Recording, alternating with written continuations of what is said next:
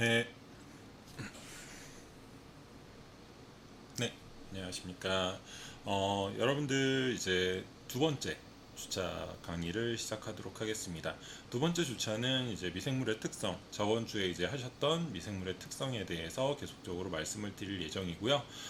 미생물의 특성 중에서도 실제로 어떠한 미생물들이 있는지에 대해서 우선 좀 같이 한번 이야기를 해보도록 하겠습니다.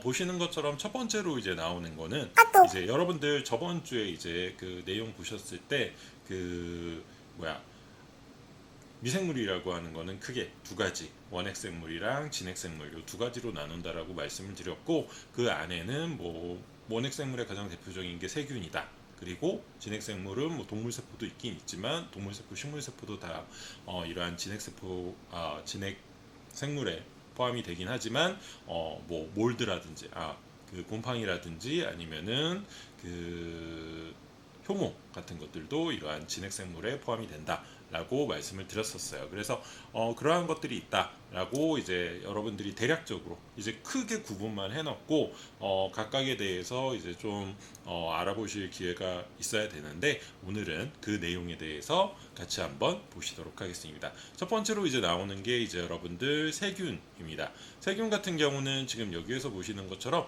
일반적인 크기가 지금 네, 잠시만요.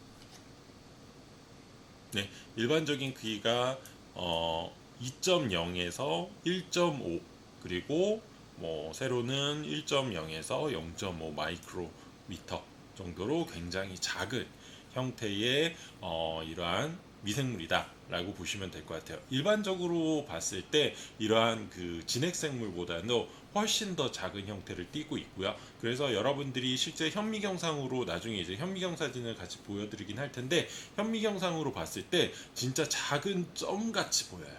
예, 굉장히 작은 형태로 띄고 있다. 뭐 물론 고배율로 해가지고 뭐 1000배 이상 되는 그런 고배율로 해가지고 본다라고 하게 되면은 어느 정도 사이즈가 나오긴 하겠지만, 기본적으로 여러분들이 본다라고 하는 뭐 400배, 800배 요 정도로 본다라고 500배 뭐 이 정도로 본다라고 했을 경우에는 진짜 점처럼 보이는 경우들이 많다라고 보시면 될 것 같아요.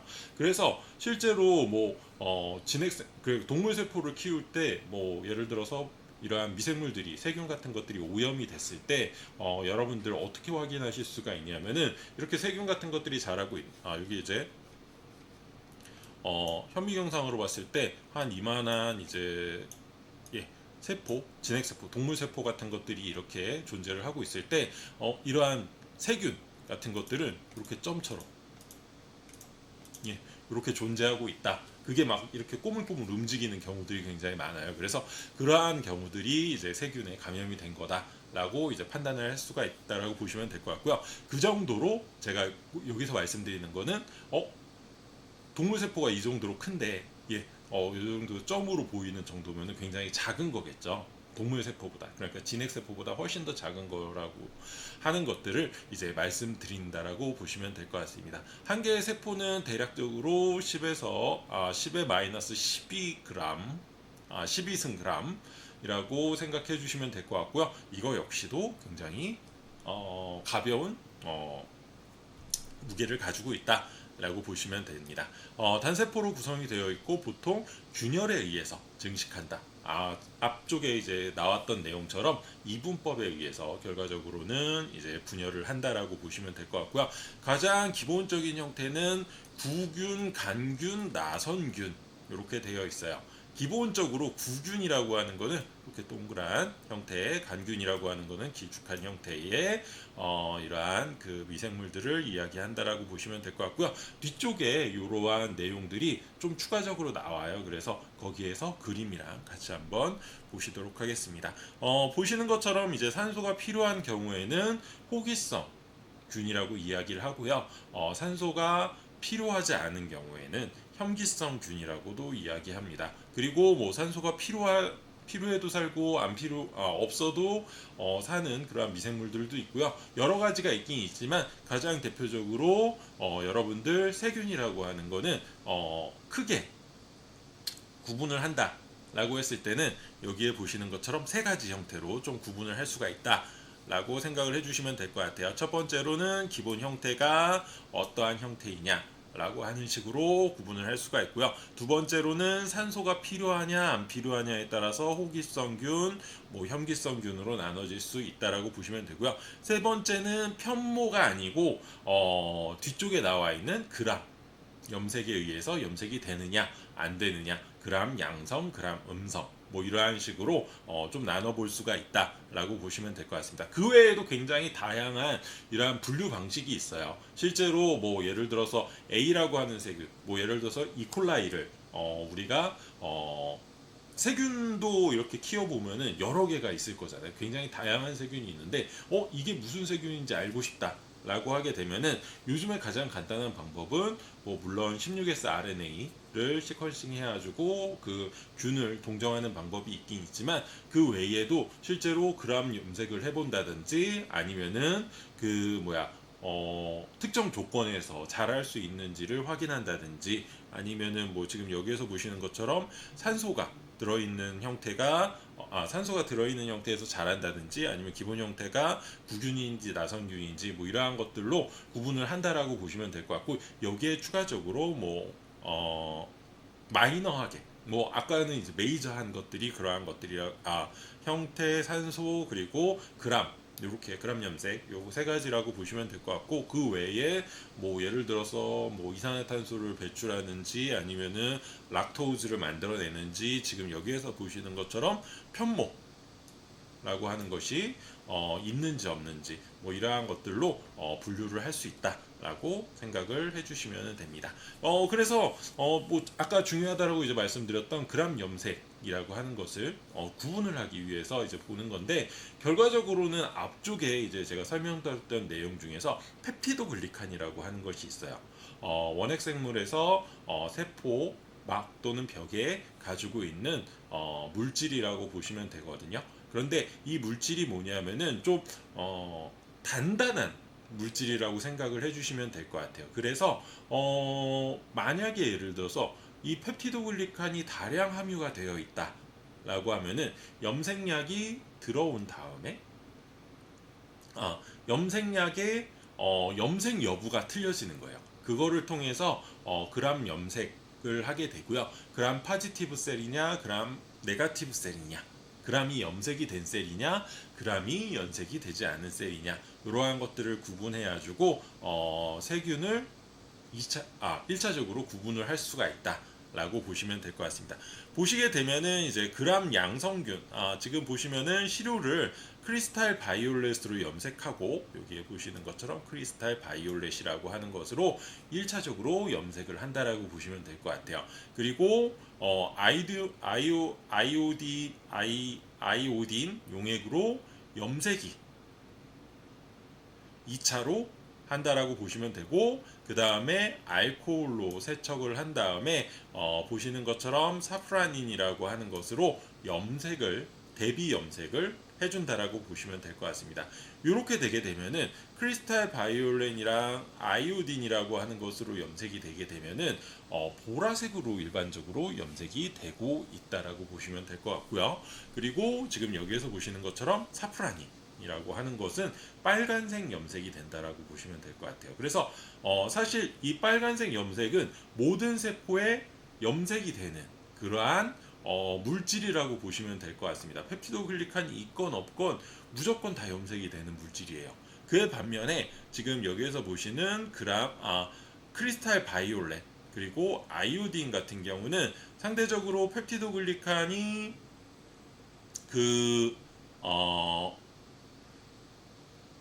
예, 펩티도글리칸이 네, 여기에서 보시게 되면은 죄송합니다. 그 크리스탈 바이올렛과 아이오딘으로 1차적으로 염색을 하게 되고요. 그리고 세포가 잘 보이기 위해서 세포가 아까 제가 말씀드린 것처럼 이렇게 점으로 이렇게 보인다라고 말씀드렸죠. 그렇게 점으로 보이기 때문에 세포가 잘 보이게 하기 위해서 빨간색 염색약인 사프라닌이라고 하는 것으로 염색이 된다 라고 보시면 될 것 같아요. 이 염색약 같은 경우 사프라닌이라고 하는 염색약은 모든 세포에 염색이 가능하고요. 이 염색을 한 다음에 여기에서 보시는 뭐 알코올로 세척을 했을 때 이 사프란이라고 하는 염색약이 빠지질 않아요. 그래서 그러한 특성들을 이용했다라고 보시면 되고요. 기본적으로 요 크리스탈 바이올렛과 아이오딘이라고 하는 거는 지금 여기에서 봤을 때 보라색으로 염색이 되고 있고요. 이렇게 보라색으로 이렇게 염색이 된다라고 여기 조그맣게 제가 그림을 그리고 있죠. 그래서 이렇게 보라색으로 염색이 된다라고 보시면 되고요. 만약에 예를 들어서 알코올로 세척을 할 경우에 펩티도 글리칸이 두껍게 있다라고 하면은 이 펩티도 글리칸 층에 이러한 염색약들이 들어간 다음에 알코올에 의해서 씻겨 내려가지 않는다라고 생각을 해주시면 될 것 같아요. 그래서 보라색이 없어지지 않기 때문에 여기에 있는 보라색이 없어지지 않기 때문에 그람 양성균으로 되어 있고요. 그람 양성균 같은 경우는 펩티도 글리칸층이 굉장히 두껍게 존재를 하고 있기 때문에 얘가 염색약이 한번 염색이 된 다음에 다시 이러한 세척에 의해서 알코올 세척에 의해서 빠져나가지 못하기 때문에 보라색으로 염색된 것들을 그람 양성균이다 라고 생각해 주시면 될 것 같아요. 그래서 단순하게 생각하면은 그람 양성균은 펩티도 글리칸이 두꺼운 애들이다 라고 생각을 해주시면 되고요. 두 번째로 이제 그람 음성균들 같은 경우는 뭐냐면은 요 펩티도 글리칸층이 굉장히 얇은 거예요. 그래서 이렇게 얇기 때문에 알코올을 집어넣어 줬더니 이 알코올에 의해서 얘가 세척이 돼버리는 거예요. 이렇게 같이 씻겨 나간다 라고 생각을 해주시면 될 것 같아요. 그래서 여기에 그러면은 뭐만 남죠? 아까 제가 말씀드렸던 대비 염색을 했던 빨간색만 남겠죠. 그러면은 여기에 이제 빨간색 염료들만, 빨간색의 염료들만 존재를 하고 있기 때문에, 빨간색만 존재를 하고 있기 때문에 붉은색으로 보이는 거를 일반적으로 그람 음성균이다 라고 생각을 해주시면 될 것 같습니다. 이러한 그람 음성균 같은 경우는 단순하게 아까 말씀드린 것처럼 펩티도 글리칸층이 얇은 그러한 세포들을 이야기한다라고 보시면 될 것 같아요. 그래서 보시게 되면은 그람 양성균 같은 경우는 자주색을 띠고 있다 라고 이야기하고 있고요. 그람 음성균 같은 경우는 적자색, 한마디로 빨간색이에요. 빨간색을 띠고 있다 라고 보시면 돼요. 대표적으로는 그람 양성균 같은 경우는 젖산균, 연쇄상규균, 그리고 상규균, 그리고 리스테리아, 그리고 스트랩토코쿠스 같은 것들이 가장 대표적인 그람 양성균, 펩티도 글리칸이 두꺼운 그러한 그람 양성균에 속한다라고 보시면 되고요. 그람 음성균, 그림 음성균인데 어쨌든 그람 음성균이에요. 그람 음성균 같은 경우는 대표적으로 살모넬라, 캠필로박터, 대장균, 장염 비브리오, 콜레라, 특징적으로 봤을 때 실제로 약간 그 병원성균들이 굉장히 많이 존재를 하고 있습니다. 그래서 이 그람 음성균 같은 경우는 특징상으로 봤을 때 외부 그 펩티도 글리칸층이 굉장히 얇은 층을 가지고 있다라고 보시면 되고, 대표적인 예로 살모넬라, 캠필로박터, 그리고 대장균, 장염 비브리오 같은 경우, 콜레라 같은 것들이 대표적인 예로 보실 수가 있다 라고 보시면 될 것 같습니다. 그래서 보시는 것처럼 그람 염색 차이가 생기는 이유는 세포벽의 구조 중에서 펩티도 글리칸의 차이 때문에 염색이 된 다음에 얼마만큼 더 잘 씻겨 내려가느냐에 따라서 사실은 이 펩티도 그 그람 염색이 결정이 된다라고 보시면 될 것 같아요. 사실 이 그람 염색 같은 경우 이제 여러분들이 처음 나중에 해보시면 아시겠지만 굉장히 어려워요. 생각보다 그 가장 기본 염색 시험이긴 한데 이게 손에 익기가 굉장히 어려워요. 그래서 나중에 이제 염색을 해보시면 아시겠지만 실제로 그람 그러니까 그람 양성균임에도 불구하고, 그러니까 펩티도 글리칸이 두꺼워가지고 얘가 그 보라색으로 염색이 돼야 됨에도 불구하고 알코올 수세를 계속하면은 과도하게 하면은 이 보라색이 다 없어질 수밖에 없겠죠. 그래서 좀 구분을 못 하시는 경우들이 있어요. 그런데 이게 이제 손에 익숙해지게 되면은 여러분들 가장 그 미생물을 한다라고 했을 때 가장 파워풀한 그러한 그 세포를 구분하는 방법 중에 하나로 사용하실 수 있다라고 보시면 될 것 같습니다.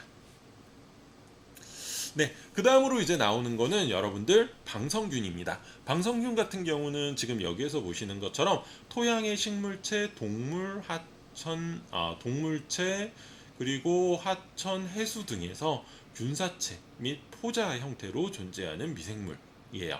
그래서 세균에 가까운 원핵 생물이라고 보시면 될 것 같고요. 실제로는 세균 안에 방성균 목으로 분류를 하고 있어요. 그래서 실질적으로 방성균을 따로 이렇게 분리해가지고 사실은 이야기를 하고 있긴 있지만 이것들을 실질적으로 보게 되면은 세균 안에 포함이 되고 있다라고 생각을 해주시면 될 것 같습니다. 그런데 왜 이렇게 방성균으로 따로 나눠가지고 이렇게 공부를 하느냐라고 하게 되면은 예전에는 사실 세균이랑 다른 물질로 알고 있었어요. 다른 뭐랄까 그 다른 생물로 알고 있었다라고 보시면 될 것 같아요. 세균에 포함되었다라고 생각을 안 했거든요.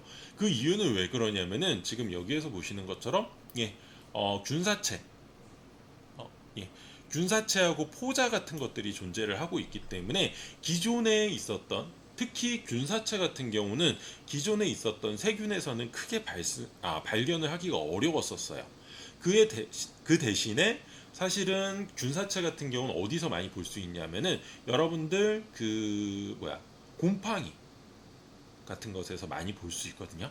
그래서 사실 이게 곰팡이랑 그 세균 사이에 어떠한 그 생물이구나 라고 생각을 했는데 나중에 확인을 해 보니까 이러한 것들이 실제로 따로 그 사이의 물질이라기보다는 세균에 포함된다. 라고 정의 내려졌다라고 보시면 될 것 같아요. 어쨌든 그렇기 때문에 방성균이라고 하는 것으로 따로 이렇게 나눠가지고 이야기하고 있고요. 이러한 방성균 같은 경우는 지금 여기에서 보시는 것처럼 토양, 식물체, 동물체, 하천, 해수 한마디로 뭔가 이제 그 토양이 썩는다라기보다는 퇴비화를 할 때 그러니까 여러분들 뭐 예를 들어서 그 산에 들어가면은 깊은 산에 보면은 거기에 낙엽 같은 것들이 이렇게 막 분해가 되는 그러한 원인 물질들이 대부분 다 이 방성균이라고 보시면 될 것 같아요. 그래서 사실상 이제 여러분들 뭐 물론 그 다른 균도도 많이 사용하고 있긴 있지만 여러분들 그 뭐야 그 음식물 처리기 같은 경우도 사실은 대부분 이러한 그 식물체나 동물체 같은 것들을 분해해야 되는 목적이 있기 때문에 지금 여기에서 보시는 그러한 그 음식물 처리기에 들어가는 미생물들 대부분이 이러한 방석류에 포함이 된다라고 보시면 될 것 같습니다. 보시는 것처럼 뭐 세포 크기는 이제 세균이랑 비슷하고 세포가 마치 예, 죄송해요.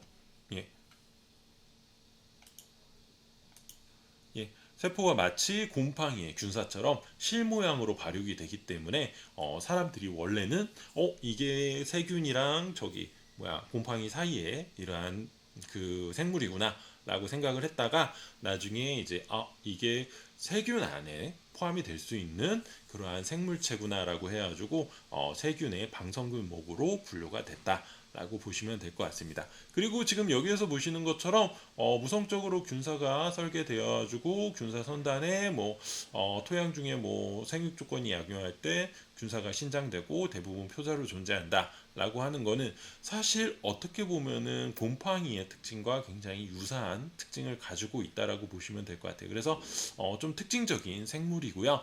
이러한 방성균 같은 경우는 실제로 예, 방석균 같은 경우는 지금 여기에서 보시는 것처럼 토양에 가장 많이 존재를 하고 있어요.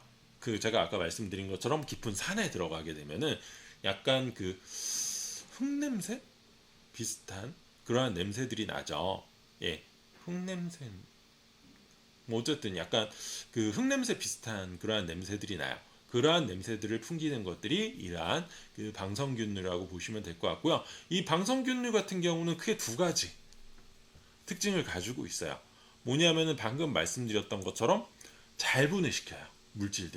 물질들을 잘 분해시키기 때문에 여러분들 제가 아까 말씀드린 것처럼 음식물 처리기나 뭐 이러한 곳에서도 많이 사용이 되고요. 사실 음식물 처리기에 이제 사용이 되는 것들 같은 경우는 최근에 이제 사용이 됐던 거라고 보시면 될 것 같고, 더 이제 기존에 많이 사용이 됐던 것이 뭐냐면은 이러한 방성균류에서 보시는 것처럼 예, 스트레토마이신이라든지 아니면 테트라사이클린이라고 하는 거, 예, 이게 다 항생제거든요. 예, 스트레토마이신, 테트라사이클린 같은 항생 물질을 많이 만들어내고 있는 특징을 가지고 있다라고 보시면 될 것 같아요. 위에 보시면은 난분해성 유기물을 분해하는데 굉장히 중요하다라고 해가지고 여러분들 예, 그렇죠. 음식물 처리기에서 이런 물질들을 예, 그 퇴비할 때, 그러니까 분해할 때 많이 사용이 되고요. 실질적으로 뭐 이러한 산이나 뭐 이런 데서 깊은 산 속에서 그 낙엽이나 뭐 이러한 것들 빠르게 이렇게 분해하는 그러한 역할을 하기도 한다라고 보시면 되고, 더 중요한 거는 지금 여기에서 보시는 것처럼 예, 항생 물질을 만들어내는 균주로 많이 이렇게 사용이 됐었다라고 보시면 될 것 같습니다. 그래서 테트라사이클린이나 스트레토마이신 같은 경우는 굉장히 많이 사용되고 있는 항생제 중에 하나라고 보시면 될 것 같아요. 그래서 이러한 것들을 예, 많이 만들어내는 그러한 뭐 세포 공장으로 사용을 할 수 있는 그러한 물질이다. 라고 보시면 될 것 같습니다.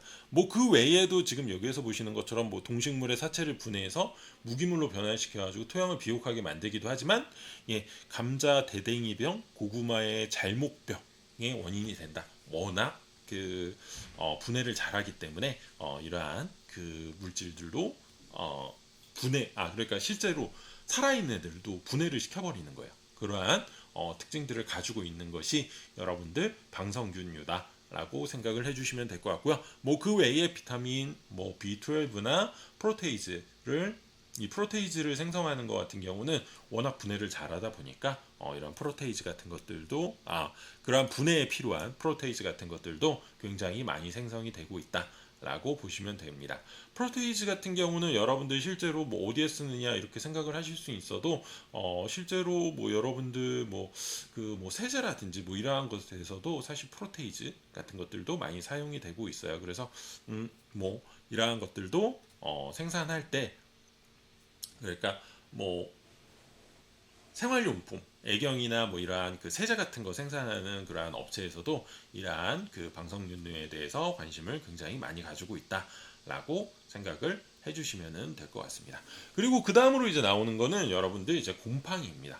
곰팡이 같은 경우는 구조가 아까 제가 말씀드렸던 것처럼 예, 앞쪽에 보시는 것처럼 예, 균사체, 그러니까 방성균에 균사체랑 포자가 있어가지고 이게 곰팡이랑 비슷하다라고 말씀을 드렸었어요. 그렇기 때문에 지금 여기에서 보시는 것처럼 곰팡이의 가장 큰 구조라고 하게 되면은 실 모양의 다핵 세포질로 되어 있는 구조이다. 균사가 그러면은 앞쪽에 나와 있었던 방성균은 어떠한 차이가 있느냐라고 하게 되면은 여기에 나와 있는 다핵 세포질이 아니에요. 방성균은 참고로 다핵세포질이 아니고 곰팡이만 다핵세포질로 구성이 되어 있다. 이 얘기는 뭐냐면은 곰팡이 같은 경우는 하나의 그 단세포 형태로 되어 있는 그러한 생물체가 아니고 그 뭐 실로 이렇게 되어 있다라고 하긴 하지만 그것들이 여러 개의 세포가 연결이 되어 가지고 이 균사를 만들어낸다라고 생각을 해주시면 될 것 같아요. 뭐 예를 들어서 여러분들 곰팡이 이렇게 보시게 되면은 약간 털 같은 거 이렇게 막 나 있죠. 그러면은 그 털을 자세하게 보게 되면은 그게 하나의 세포가 아니고 여러 개의 세포가 연결이 되어 있는 것이 곰팡이라고 보시면 될 것 같고요. 앞쪽에 나와 있는 방성균 같은 경우는 여러 개의 세포가, 그러니까 균사체는 동일하긴 하더라도 이것들이 여러 개의 세포로 구성이 되어 있는 것이 아니고 하나의 세포로 구성이 되어 있는 게 특징적인 게 방성균이다 라고 생각을 해주시면 됩니다. 그래서 이러한 실모양의 다핵 구조로 되어 있는 것이 곰팡이의 가장 큰 특징이라고 보시면 될 것 같고요. 뭐 곰팡이의 영양 섭취와 발육 이 잘 되면 잘 될수록 이러한 균사라고 하는 것이 더 많이 만들어질 수 있다. 그리고 뭐 단단한 세포벽으로 구성이 되어 있고 엽록소가 없는 것이 특징이에요. 이 엽록소의 유무에 따라서 사실 탄소원이 주어져야 되느냐, 주어지지 않아도 되느냐가 결정이 된다라고 보시면 될 것 같고요. 보통 일반적으로 엽록소가 없다, 있다 라고 하면은 여러분들 공기 중에 CO2라고 하는 것을 이용을 해가지고 탄소원을 만들어낼 수가 있기 때문에 그것에 뭐 영향을 주는데, 일반적으로 곰팡이 같은 경우는 여러분들 다 잘 아시는 것처럼 어둡고 습한 곳에서 잘 자라죠. 그렇다라고 하는 얘기는 결과적으로는 빛에 의해서 이러한 이산화탄소를 그 탄소원으로 사용할 필요가 없다라고 하는 내용이거든요. 그렇기 때문에 엽록소가 없다라고 생각해 주시면 되고, 유성생식과 무성생식으로 증식한다. 물론 얘 같은 경우도 무성생식을 하게 돼요.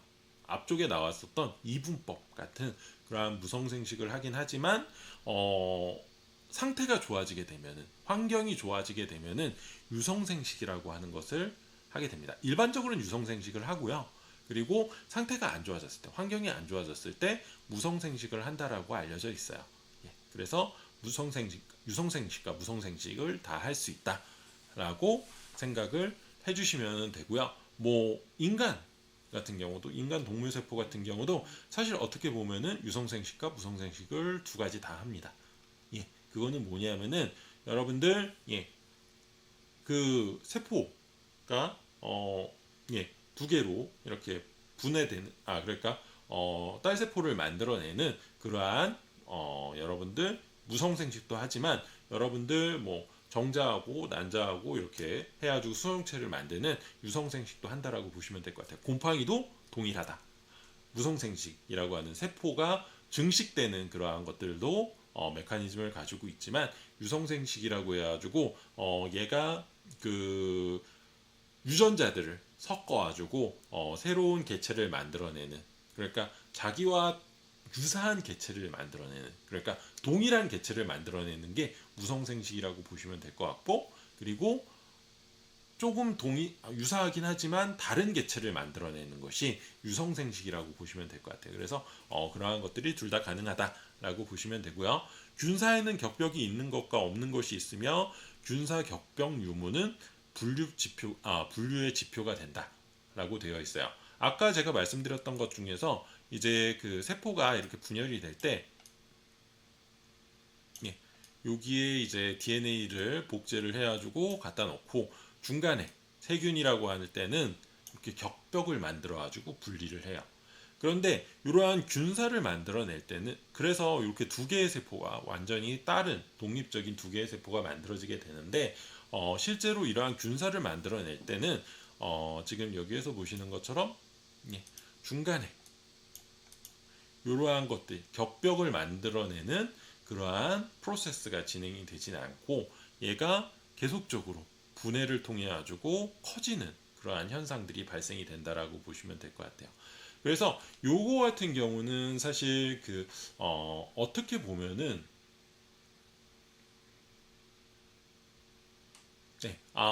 그 곰팡이의 가장 큰 특징이라고 보시면 될 것 같아요. 곰팡이 중에서도 일부의 곰팡이들은 이렇게 격벽이 없이 계속적으로 증식을 통해 가지고 사이즈를 크게 만드는 거죠. 길게.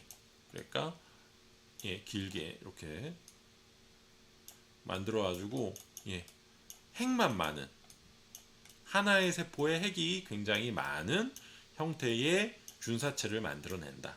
그래서 여기 같은 경우는 사실 어떻게 보면은 그 영양소를 이렇게 공급을 받는다거나 아니면은 이동을 한다거나 이러한 기관이라고 보시면 될 것 같거든요. 그래서 실제로 뭐 얘가 뭔가 특정 역할은 하긴 하는데 이제 뭐 생식적으로 역할을 하는 것이 아니기 때문에 이러한 식으로 빠른 속도로 자랄 수 있게끔 상대적으로 세균보다는 느리긴 하지만 빠른 속도로 자랄 수 있게끔 그리고 그 역할만 할 수 있게끔 이러한 발달이 일어난다. 그게 곰팡이의 균사의 특징이다라고 보시면 될 것 같고 있는 것도 있고 이렇게 사이에 이렇게 격벽을 만들어 가지고 세포를 딸세포를 만드는 경우들도 있지만 그것들이 없이 그냥 다에게 하나의 세포가 만들어지는 경우들도 종종 있다라고 보시면 될 것 같습니다. 그리고 그 다음에 이제 그 곰팡이의 그 구조를 보시게 되면은 균총이라고 하는 것이 있어요. 균총은 여기에서 보시는 것처럼 하나의 집합체, 하나의 아니 하나의 집합체를 균사의 집합체를 일반적으로 균사체라고 이야기를 하게 되고요. 그리고 포자 형성 기관인 자실체가 그러니까 보시면은 이제 그 곰팡이 같은 경우는 지금 처음에 자랄 때 얘가 이렇게 자라요. 그러면은 처음에 균사라고 하는 것을 이렇게 막 만들어내게 돼요.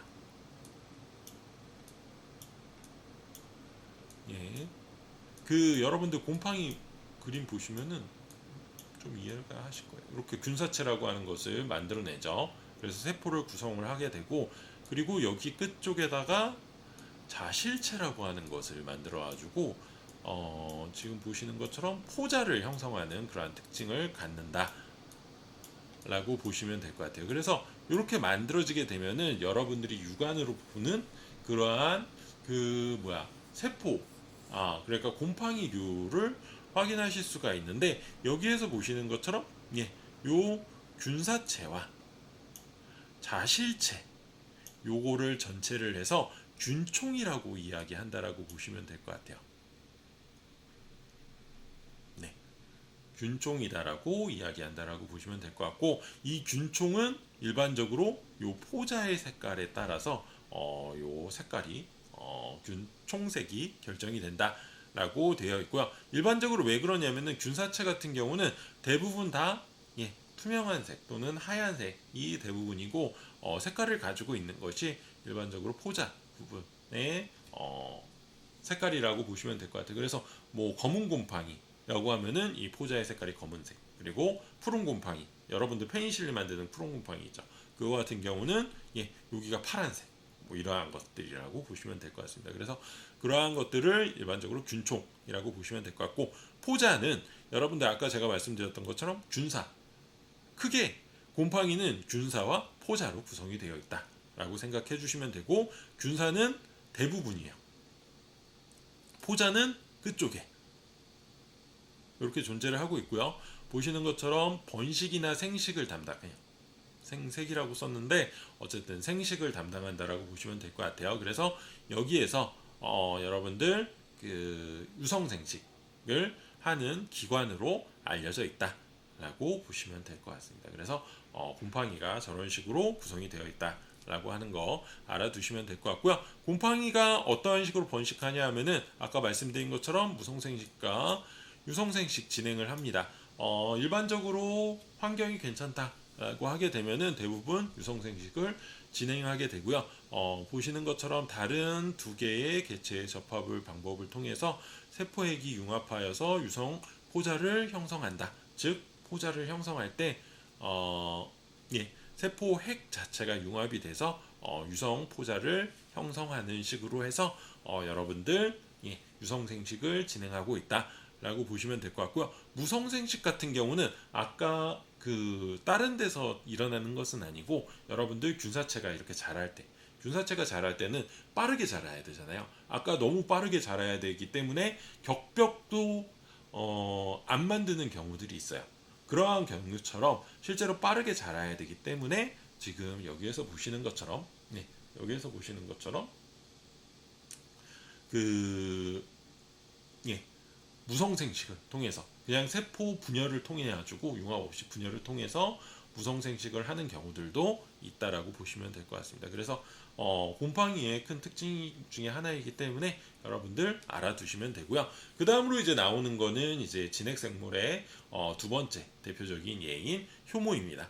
효모 같은 경우는 지금 여기에서 보시는 것처럼 진핵세포가 진핵세포를 갖는 고등생물로 핵막인 미토콘드리아, 그러니까 세포 소기관이라고 하는 거, 핵막이라고 하는 거 존재를 하고요. 이는 뭐냐면은 요 핵막 안에 DNA가 뭉쳐 있는 부분이에요. 그래서 뭐 요거는 굳이 중요하진 않은데 핵막이랑 미토콘드리아가 있다. 요게 중요하다라고 보시면 될 것 같아요. 한마디로 핵막과 세포 소기관,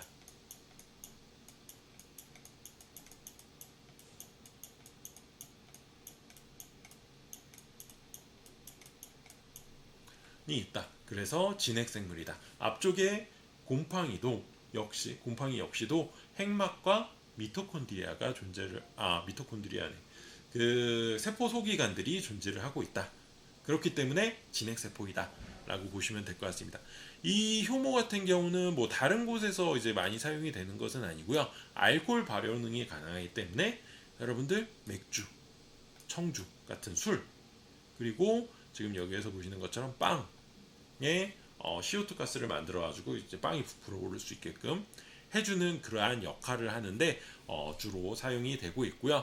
보시는 것처럼 과일이나 과즙, 수액, 토양, 해수 등의 자연계에 널리 분포가 되어 있어요. 그래서 여러분들 포도주 만들 때 포도를 그냥 따가지고 씻어가지고 그거 으깨가지고 넣어놓으면은 여기 안에 있던 효모들이 자라가지고 알코올을 만들어내는, 그래서 포도주 같은 것들이 만들어지는 그렇게 현상이 나타난다라고 보시면 될 것 같습니다.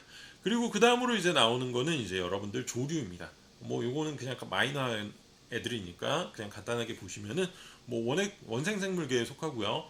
진핵생물류이고요. 광합성을 할 수 있는 색소를 가지고 있어가지고 독립적인 생활이 가능하다. 에너지원을 받을 수 있고 독립적으로 역할이 가능하다라고 보시면 될 것 같고요. 보시는 것처럼 포자로 번식을 하기 때문에 이거 역시도 여러분들 진핵생물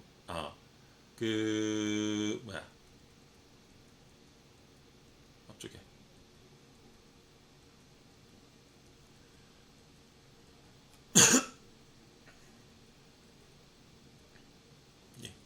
앞쪽에 보시는 것처럼 진핵생물에 포함이 된다라고 생각을 해주시면 됩니다.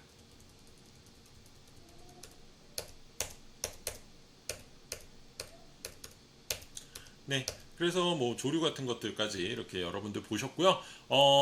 그 다음으로 이제 보실 거는 여러분들 그래서 세부적으로 이러한 미생물들이 어떠한 것들이 있다 라고 하는 거를 여러분들 간단하게 보셨고, 그 다음으로 이제 보실 거는 여러분들 미생물의 생장 조건이라고 보시면 될 것 같아요. 미생물의 성장 조건 앞쪽에 제가 간단하게 좀 말씀을 드리긴 했었어요. 뭐냐면은 뭐 물리적인 요소, 뭐 온도라든지 산소라든지 뭐 이러한 것들도 필요하고, 거기에 이제 영양 성분 필요하고, 뭐 무기질 뭐 이러한 것들이 필요하다라고 말씀을 드렸는데, 여기에 좀 더 세부적으로 말씀을 드릴 요번에 이제 챕터에서는 말씀을 드릴 수 있을 것 같고요.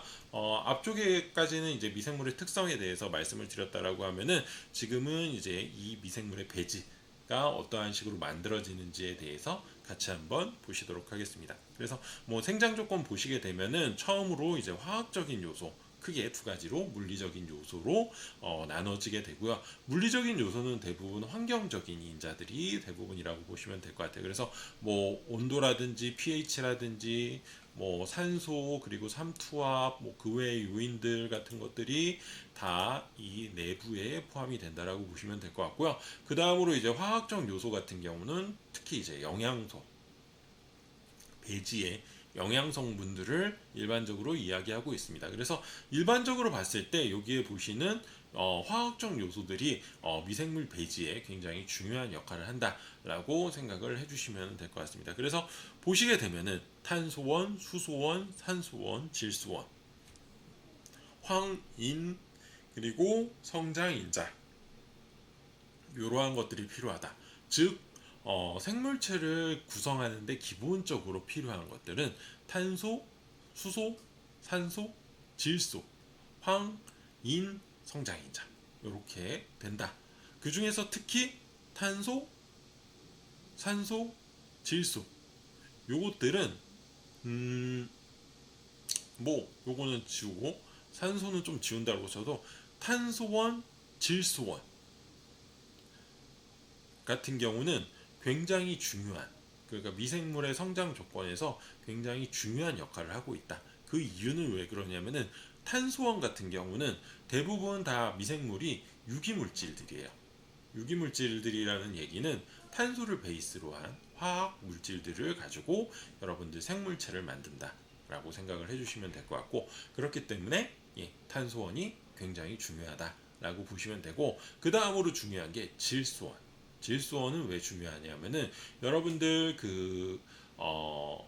이러한 생명체가 결과적으로 뭔가를 워킹을 하기 위해서는 그 워킹을 할 수 있는 물질이 필요한데, 그것들이 대부분 다 단백질이라고 보시면 될 것 같아요. 그런데 이 단백질은 아미노산이라고 하는 것으로 구성이 되어 있고요. 이 아미노산의 핵심 성분이 질소라고 보시면 될 것 같습니다. 그래서 이러한 질소원들이 필요하다. 그 외에 이제 수소는 이제 탄소에 많이 붙어 있으니까 크게 상관없고, 산소는 어쨌든 이렇게 호흡을 하기 때문에 필요한 것이고, 황이나 인 같은 경우는 단백질을 만들어낼 때, 그리고 인 같은 경우는 제가 아까 말씀드린 것처럼 그렇죠, ATP라고 하는 것을 만들어낸다거나 아니면은 세포막을 만들어낼 때 이러한 인이 굉장히 중요하죠. 그래서 그러한 것들이 들어가 있어야 된다. 그리고 그 외에 그로스 팩터라고 해가지고 생물들이 성장을 할 때 성장 인자로 그 성장 신호로 작용을 할 수 있는 물질들이 들어가야 된다라고 생각을 해주시면 될 것 같습니다. 그래서 이렇게 들어가 있고요.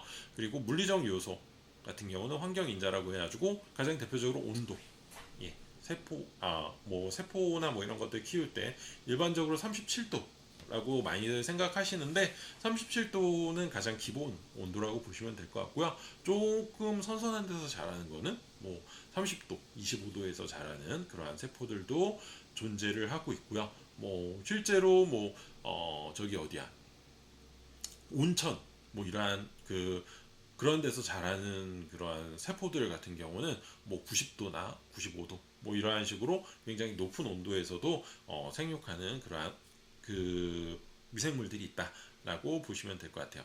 그 외에 이제 pH라든지 그리고 산소의 농도, 여기에 산소원이 들어가 있지만 물리적인 걸로 산소가 호흡을 하느냐, 미생물들이 호흡을 하느냐에 따라 가지고 산소를 전자 좀 저기로 얘기하면은 좀 학술적으로 얘기하면은 전자 공여체를 최종적으로 산소를 사용하느냐 아니냐에 따라서 산소를 쓰는지 안 쓰는지를 결정을 한다라고 보시면 될 것 같아요. 즉 에너지를 만들어낼 때, 이런 생명체가 에너지를 만들어낼 때 산소를 쓰느냐 안 쓰느냐에 따라서 산소를 쓰는 호기성균, 그리고 산소를 쓰지 않는 현기성균, 이러한 식으로 1차적으로 나눠지게 되고요. 여기에서 또 좀 더 세부적으로 나눠지게 되면은 있어도 되고 없어도 돼.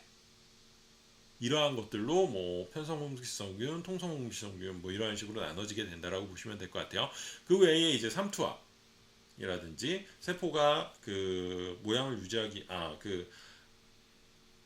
외부의 물질과 내부의 물질들이 적절한 균형을 맞춰가지고 삼투압이라고 하는 것을 맞춰주게 되는데, 그러한 삼투압들도 필요하고요. 그 외에 빛이라든지 수압이라든지 수분, 이산화탄소 같은 것들의 농도에 따라서 이러한 미생물이 성장을 하는데 결정이 된다 라고 생각을 해주시면 될 것 같습니다. 처음으로 이제 나오는 거는 이제 탄소원이고요. 탄소원 같은 경우는 지금 여기에서 보시는 것처럼 많은 세균이 유기영양분으로부터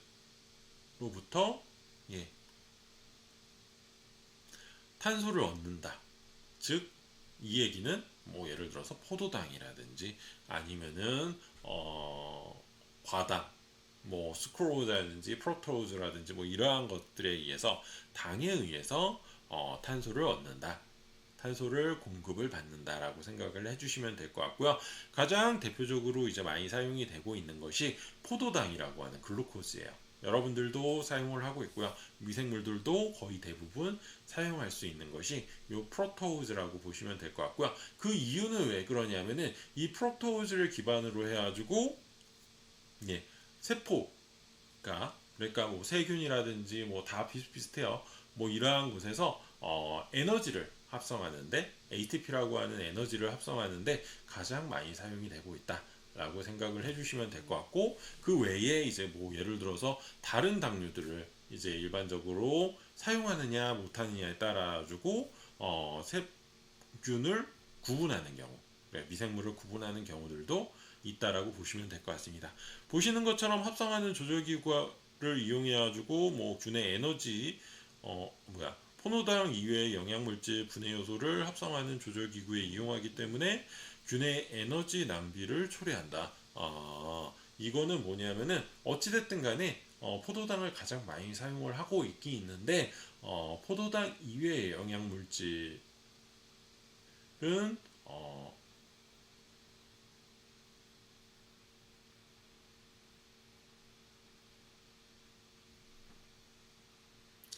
어, 네, 요건 별 얘기는 아니에요. 뭐냐면은 실제적으로 포도당 그 탄소원 중에서는 뭐 유기물질 중에서 탄소를 얻게 되고요.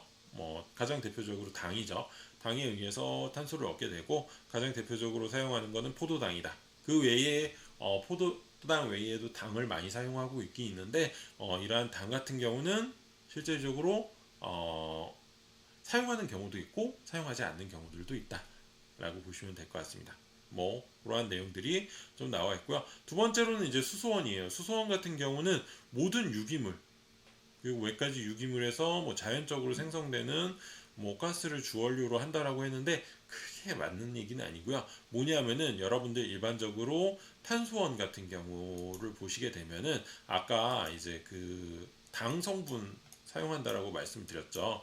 이 당 성분이 보통은 뭐 프럭토즈, 뭐 수크로즈 뭐 이러한 것들이 탄소로 이렇게 산소 하나 붙어 있고 아마 탄소로 붙어 있을 거예요.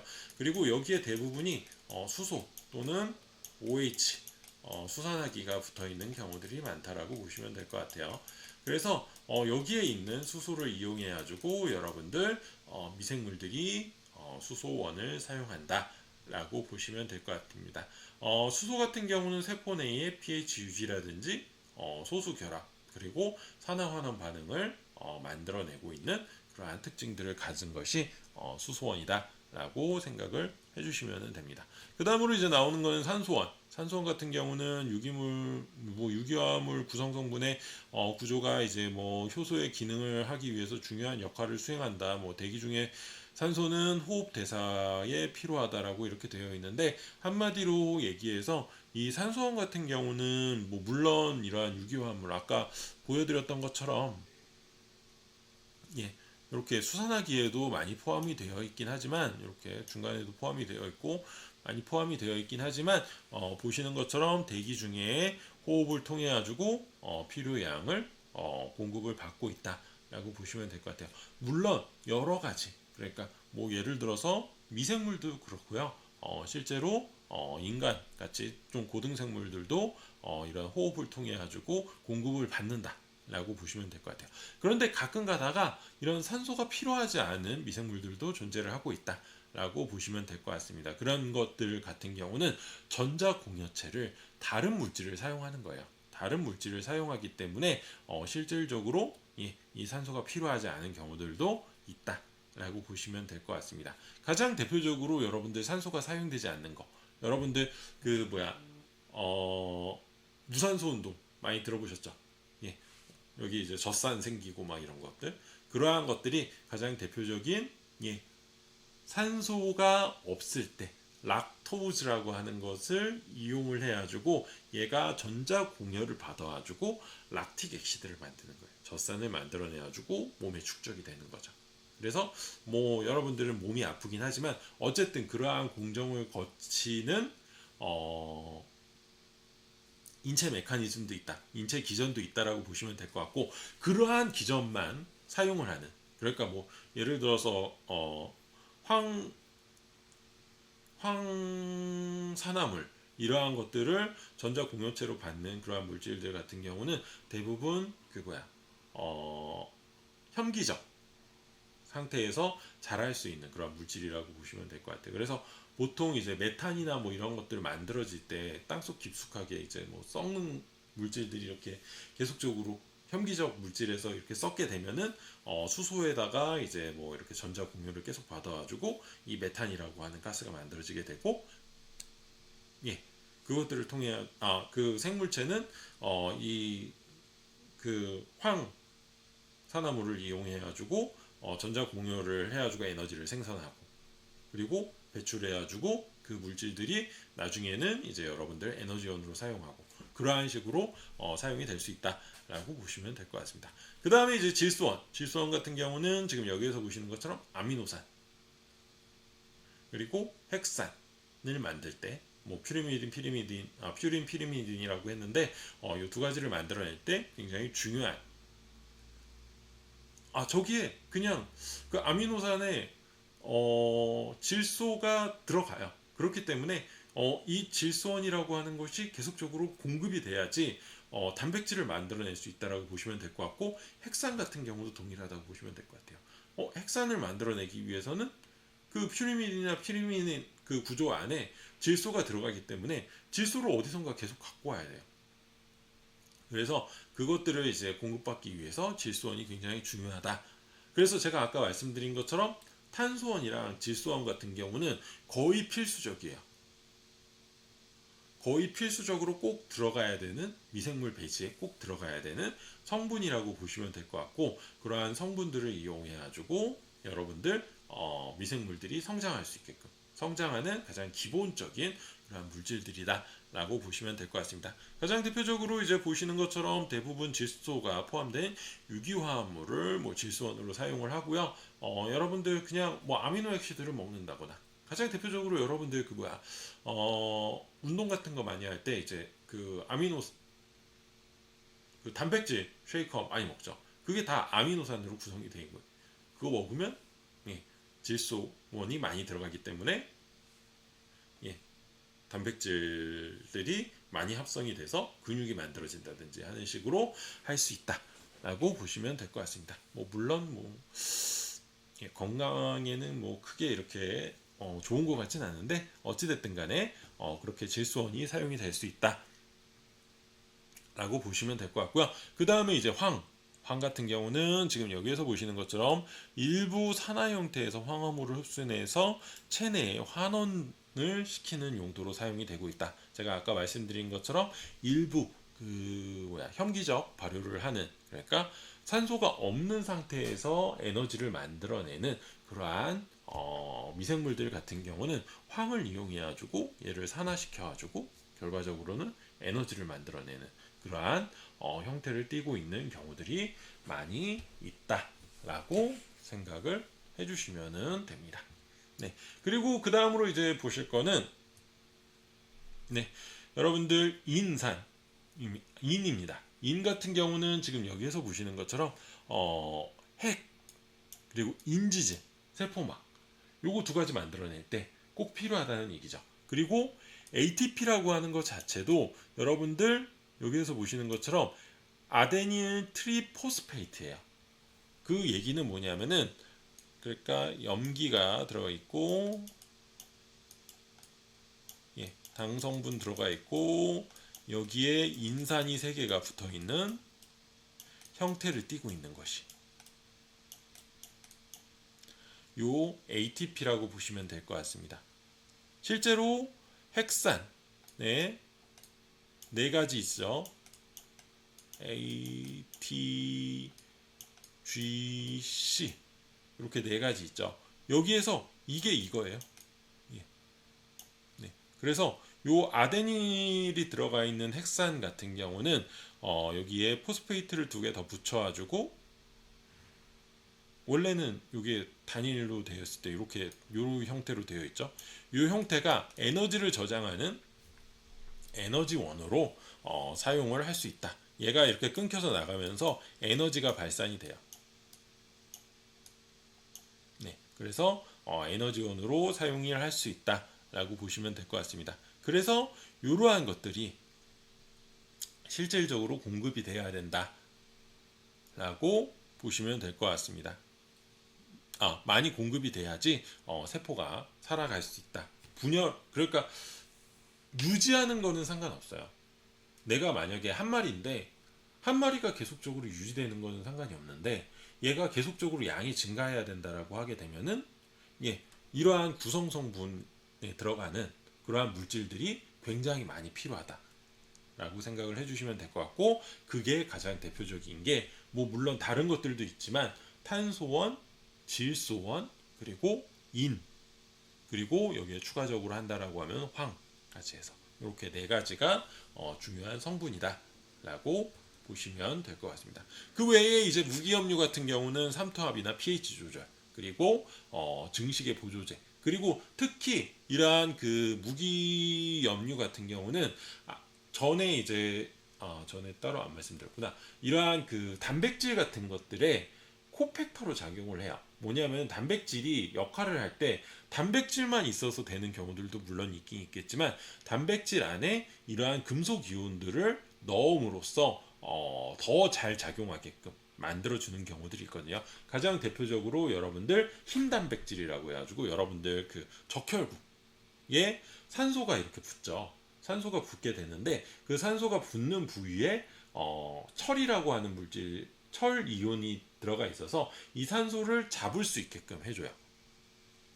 그러한 것들도 대표적인 무기염류를 이용한 단백질 활성 변화라고 보시면 될 것 같고 코팩터라고 보시면 될 것 같아요. 그래서 그러한 곳에 이제 일반적으로 많이 사용이 되고 있고요. 그 외에 이제 뭐 에너지 대사라든지 뭐 pH 조절, 삼투압 같은 것들에 칼륨, 칼슘, 마그네슘, 철, 아연, 구리 같은 것들이 가장 대표적으로 사용이 되고 있다라고 보시면 될 것 같습니다.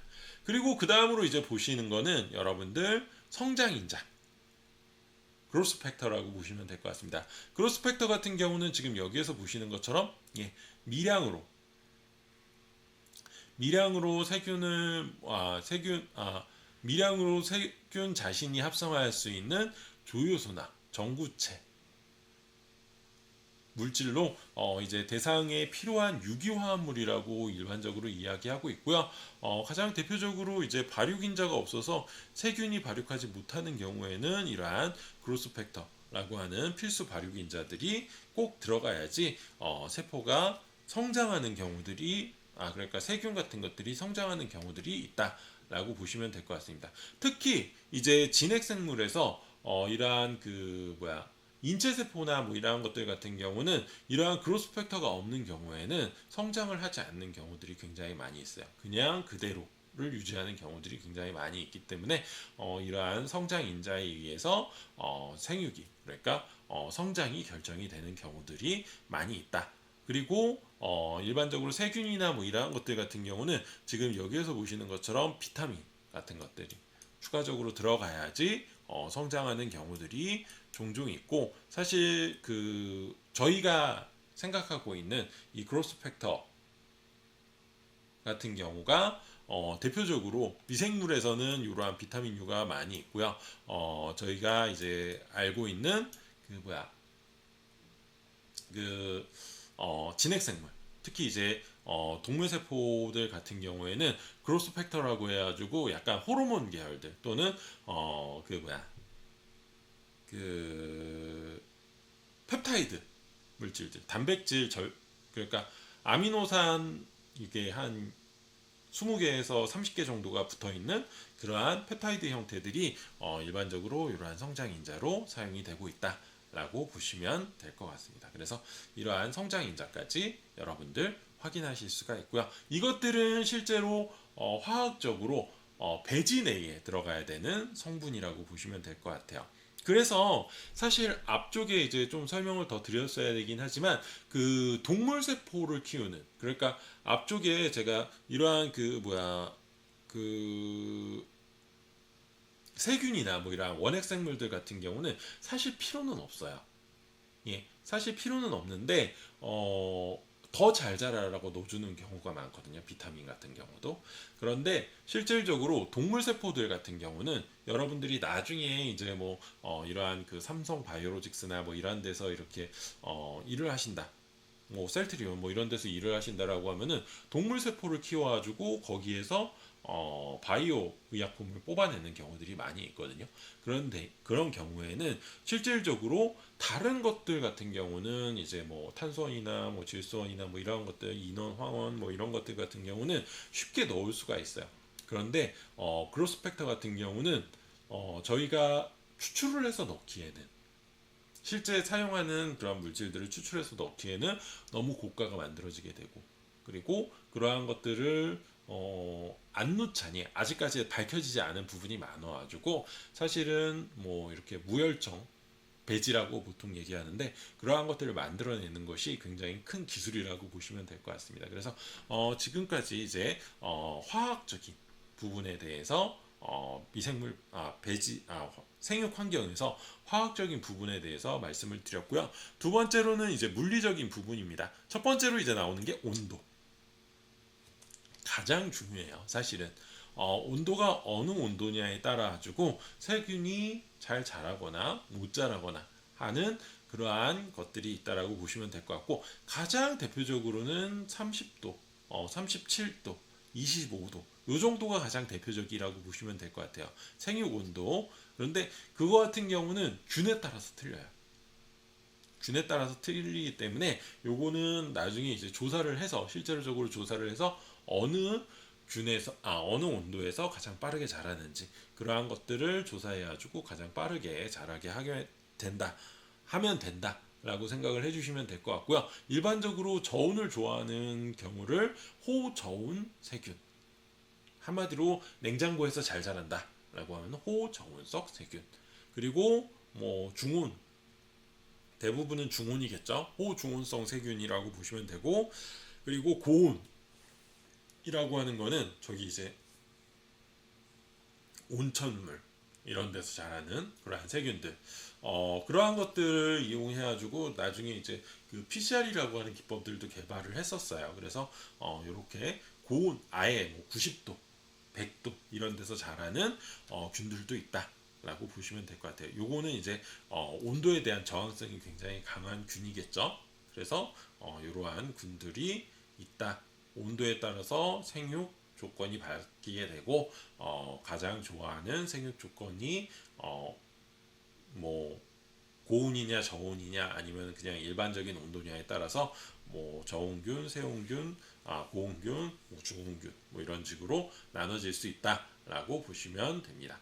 뭐 보시는 것처럼 예, 호저온성은 이제 25도에서 뭐 12도에서 18도, 한마디로 냉장고에서 서식하는 거, 그리고 고온성균은 50도 이상, 50에서 60도, 좀 높게는 90에서 90도까지 이상까지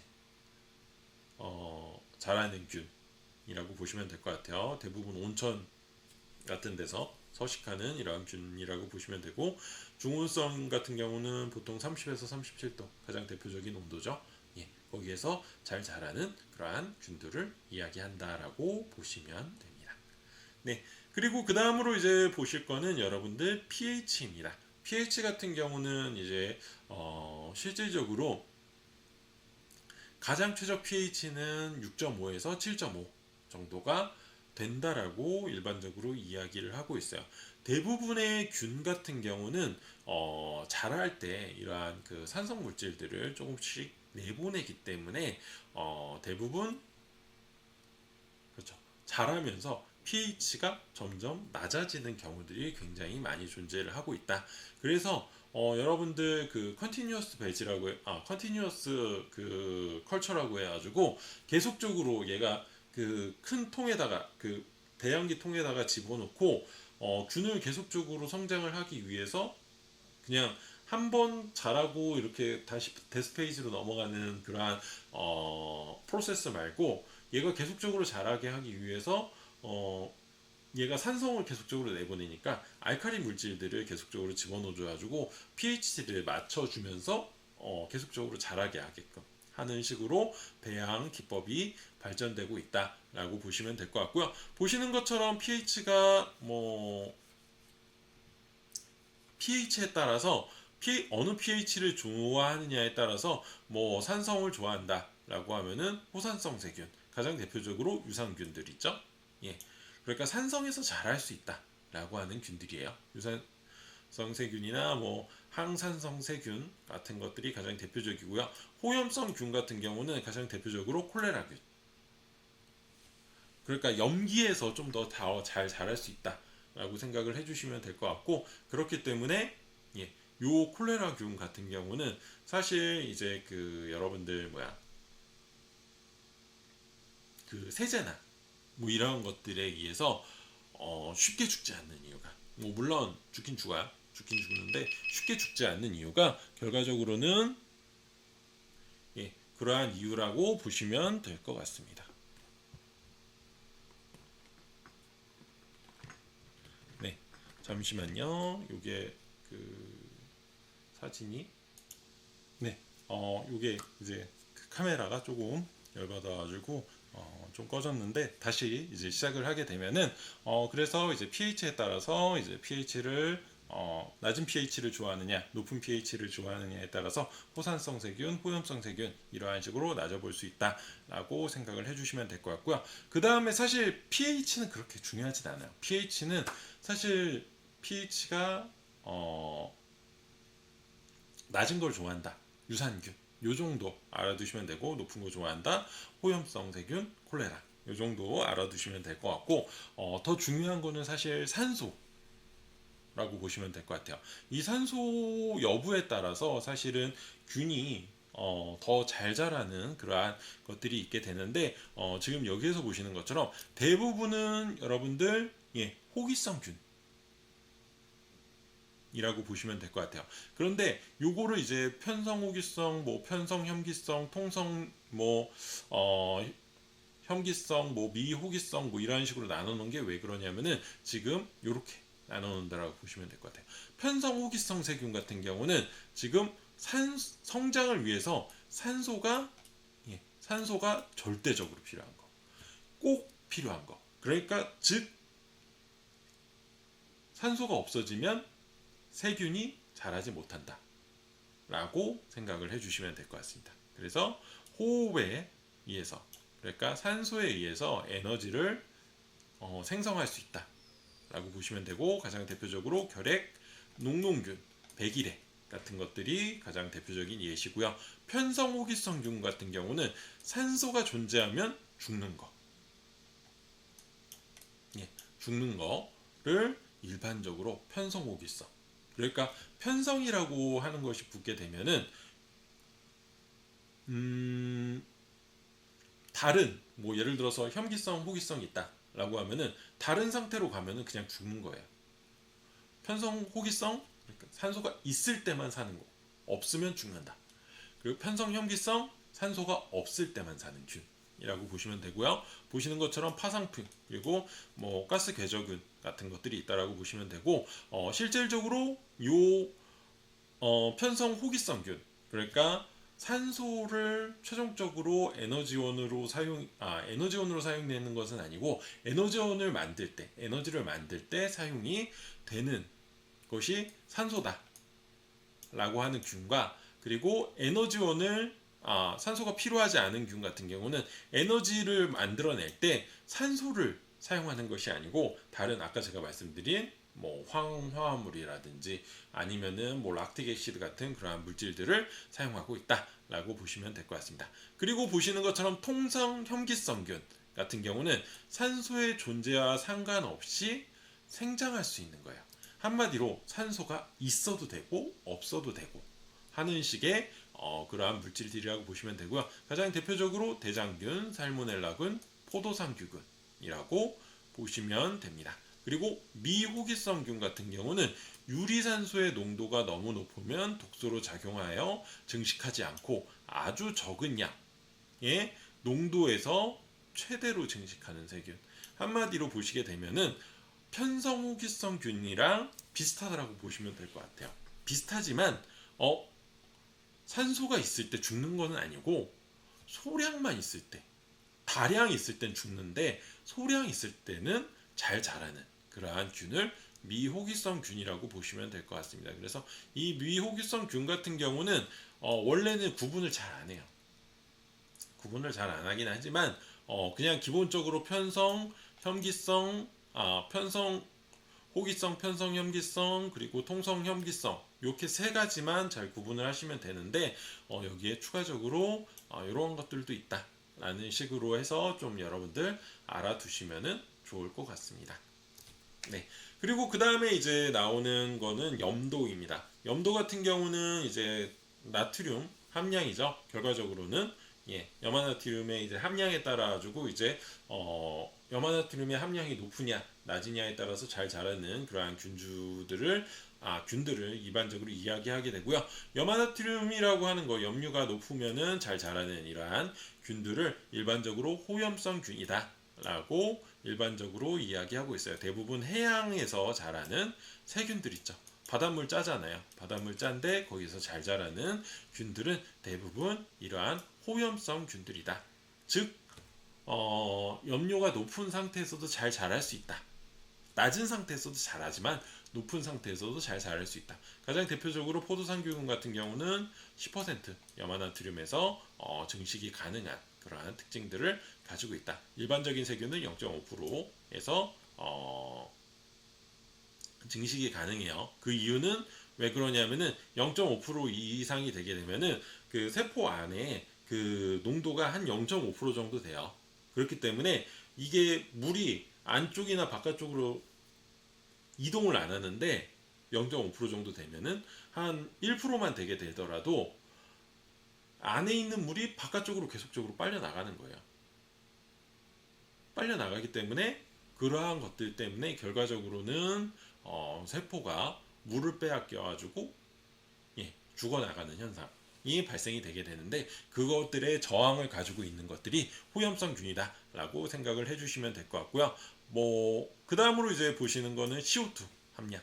모든 세균 같은 경우는 소량의 CO2를 이용하기도 하지만 보시는 것처럼 호이산화탄소성 세균 가장 대표적으로는 인균이라든지 용혈성 연세균 같은 경우는 이산화탄소가 높은 상태에서 일반적으로 더 잘 자라는 특성들을 가지고 있는 그러한 균류이다. 물론 이산화탄소가 낮아도 자라요.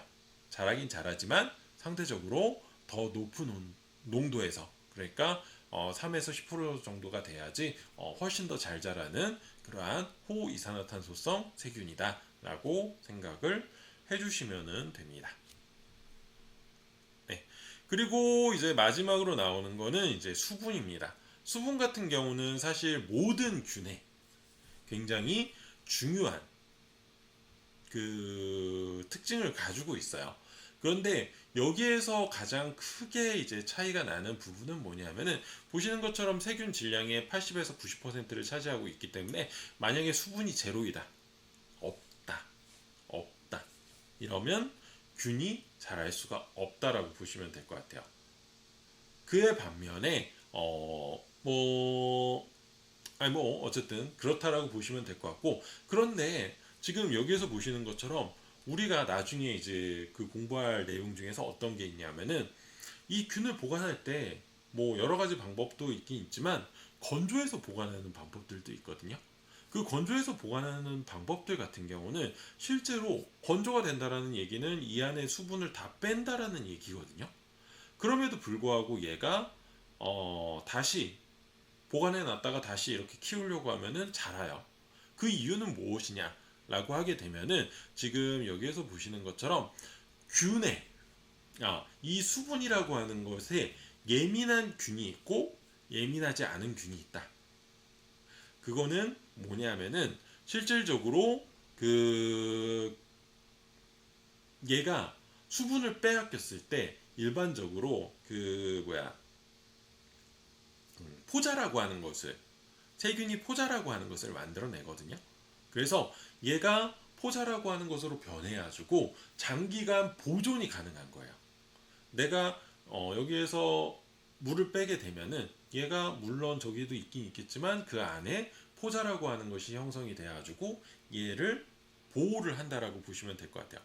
그런데 그 보호를 잘하는 균이 수분과 온도 변화에 예민하지 않은 뭐 결핵균이라든지 디프테리아라든지 원충의 포나 같은 것들이 가장 대표적으로 예민하지 않은 그러한 균주라고 보시면 될 것 같고요. 그 다음에 이제 수분 온도에 예민한 균 같은 경우는 이 포자를 만들어내지만 잘 만들어내지 못하는 균이라고 보시면 될 것 같아요. 대표적으로 임균이나 매독균 같은 것들이 대표적인 예라고 보시면 될 것 같고요. 그렇기 때문에 이러한 수분 변화나 온도 변화에 예민하지 않은 이러한 균 같은 경우는 나중에 이제 냉동 진공 건조라고 하는 것을 통해 가지고 균을 보관할 수가 있게 되는데 그 보관 때 더 장기적으로 보관이 가능하다라고 보시면 되고, 뭐 물론 요 균으로 임균이나 매독균 같은 이러한 균 같은 경우는 여러분들 나중에 글라이세로스탁이라고 해가지고 글라이세로를 해가지고 동결 방지제 집어넣고 얼려놓는 방식이 있긴 있어요. 그래서 그러한 것들을 많이 사용하긴 하지만 상대적으로 그렇죠. 수분이나 온도 변화에 예민하지 못하기 때문에, 특히 얘네들 같은 경우는 요 포자를 감싸고 있다거나 아니면 세포를 감싸고 있는 이 막 자체가 굉장히 약한 균이기 때문에 수분이랑 온도 변화에 약하다. 그리고 반대로 결핵균이나 디프테리아 균이나 뭐 이러한 것들 같은 경우는 포자를 감싸고 있는 막이라든지 세포를 감싸고 있는 막 자체에 좀 더 강도가, 이 수분에 대한 수분이 없어짐에 대해서 버텨낼 수 있는 강도가 좀 더 높기 때문에 상대적으로 예민하지 않는, 이러한 온도 변화에 예민하지 않는 균으로 사용이 되고 있다라고 보시면 될 것 같습니다. 그래서 이번 주는 여기까지 해가지고 여러분들 뭐 미생물의 배지에 대해서 쭉 말씀을 드렸고요. 다음 주에는 지금 여기에서 보시는 것처럼 배지에 대해서 실질적으로 저희가 이제 배지에 이제 들어가는 성분이라든지 환경 같은 것들을 이제 말씀을 드렸고, 그렇다라고 하면 실제로 이러한 것들을 이용해 가지고 배지를 만들어내게 되면은 어떠한 배지를 만들어낼 수 있느냐라고 하는 것을 여러분들 다음 주에 같이 한번 보시도록 하겠습니다. 그래서 여기까지 해가지고 이번 주 강의를 마치고 다음 주에 뵙도록 하겠습니다. 감사합니다.